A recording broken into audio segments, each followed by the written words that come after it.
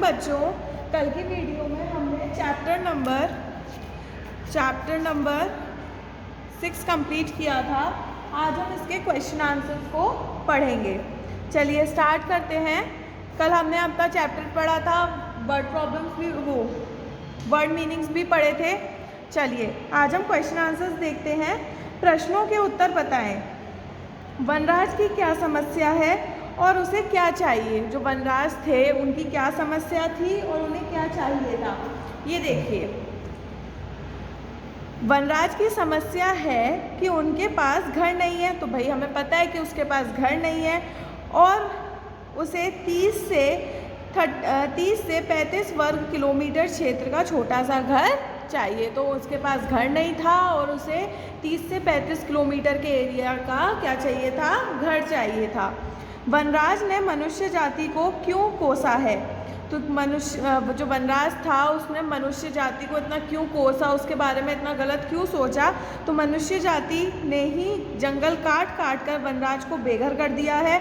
हमें पता है कि वनराज कैसे बेघर हो गए थे। वनराज इसलिए बेघर हो गए हैं क्योंकि जो हमारी मनुष्य जाति है उन्होंने जंगल काट कर उन्हें बेघर कर दिया है। इसीलिए वनराज ने मनुष्य जाति को कोसा है। समस्या का समाधान न निकलता देख वनराज ने कहाँ जाने और क्या करने का निश्चय किया।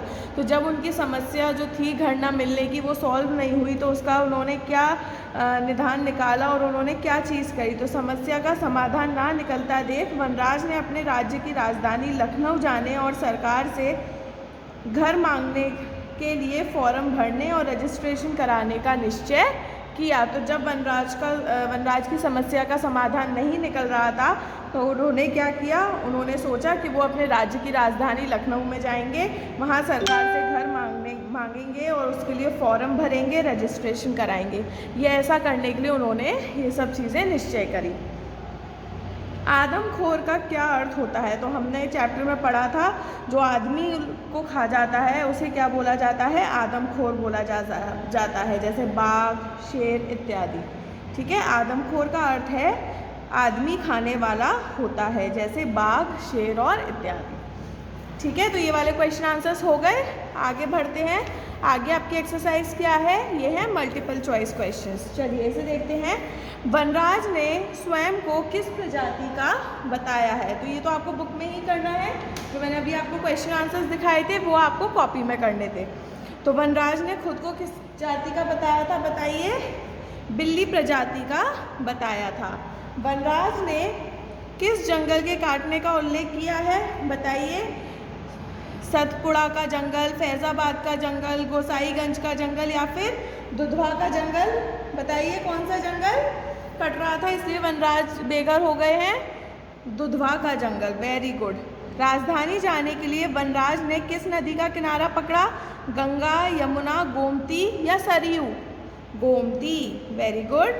अधिकारों की पैरवी कौन करता है। जो अधिकार हमारे लिए लिए जाते हैं उसकी पैरवी कौन करता है, वकील करता है। कौन करता है, वकील करता है। Very good. आगे बढ़ते हैं। तो ये वाली एक्सरसाइज तो आपको बुक में ही करनी है। अब जो ये आगे वाली एक्सरसाइज है, अति संक्षिप्त उत्तर लिखें, ये आपको अपनी कॉपी पे करनी है।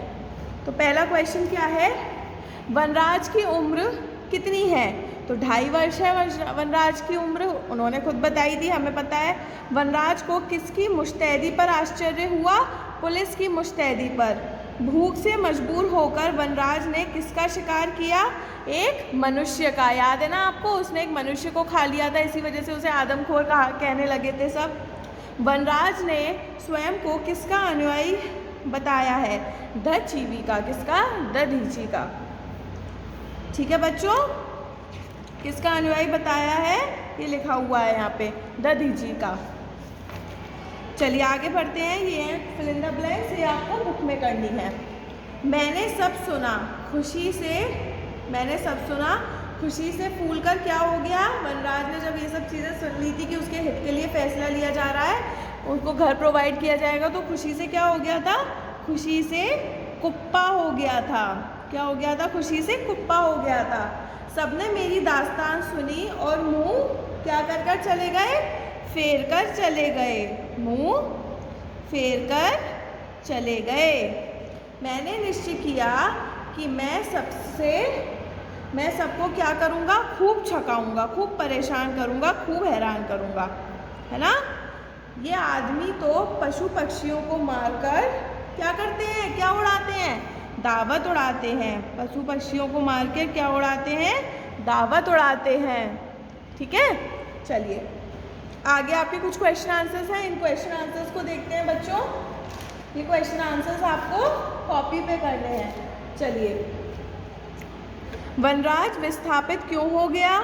वनराज जंगल के कटने और उसका क्षेत्रफल घटने से विस्थापित हो गया। मतलब जहाँ वो रहते थे वो एरिया कम होता जा रहा था, इस वजह से वो क्या हो गए थे, विस्थापित हो गए थे, डिस्प्लेस्ड हो गए थे, उनकी जगह उनसे छीनी जा रही थी। वनराज सैलानियों से क्यों कतराने लगा? जो सैलानी वहाँ पर घूमने आते थे उससे वो क्यों कतराने लगा? वनराज ने सैलानियों को अपनी समस्या 6 महीने तक सुनाई, पर किसी ने उस पर ध्यान नहीं दिया, अतः वनराज सैलानियों से कतराने लगा। तो जब सैलानी वहाँ पर घूमने आते थे तो वनराज ने 6 महीने तक उसे अपनी परेशानी बताई, लेकिन किसी भी सैलानी ने नहीं सुनी। इस वजह से वनराज सैलानियों से कतराने लगा। वनराज कब खुशी से फूलकर कुप्पा हो गया? एक दिन जब वनराज ने कुछ सैलानियों को यह बात कहते सुना कि विस्थापितों के लिए एक व्यापक योजना तैयार की गई है, तो वनराज खुशी से फूलकर कुप्पा हो गया। तो जब सैलानी आपस में बात कर रहे थे कि उनके लिए कुछ प्लानिंग की जा रही है, योजना बनाई जा रही है, तो जब वनराज ने ये चीज़ सुनी तो वो खुशी से कुप्पा हो गया। वनराज ने राजधानी जाने का फैसला क्यों किया? वनराज ने राजधानी जाने का फैसला अपनी समस्या का समाधान पाने के लिए किया। उसने सोचा कि राजधानी जाकर घर के लिए फॉर्म भरूंगा, रजिस्ट्रेशन कराऊंगा और सबसे फरियाद करूंगा। तो जब वनराज को पता चला कि भाई उसको घर नहीं मिलने वाला है, अब वो क्या करे, तो उसने सोचा कि वो अब अपनी राजधानी जाएंगे, वहाँ पर क्या करेंगे, घर के लिए अर्जी लगाएंगे, फॉर्म भरेंगे, रजिस्ट्रेशन करेंगे।